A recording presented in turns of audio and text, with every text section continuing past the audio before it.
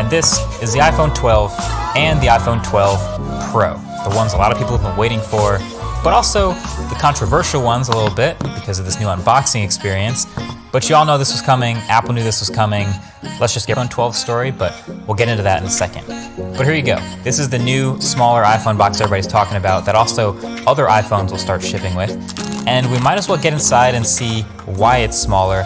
Let's start with the iPhone 12 product red for this one. And it really is pretty striking visually just to see a box that's like half the volume it normally is because it's half the height. And as you get inside, you can see the phone is right on top, face down. Footprint is basically the whole box with a little bit of padding. So I imagine the Pro Max box will have to be a little bigger, and then maybe the mini box is even smaller. But we might as well get to that plastic peel. It's pretty simple this time.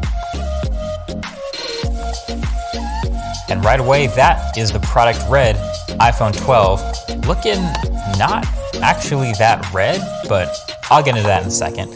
But let's finish the unboxing. We do have the cable here, USB-C to Lightning. The only other stuff in the box is the paperwork, which is all in this little half-sized pamphlets, the product red sheet, the SIM card removal tool, and a single sticker. So just one white sticker with the iPhones now.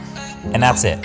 No wall brick, no headphones, just a phone and a cable in a box, basically. All right, let's take a look at the iPhone 12 Pro. Same exact size phone, so same exact size box, just all black now since the Pro phones are all with these dark themes. So the black box with blue accents for the Pacific Blue phone.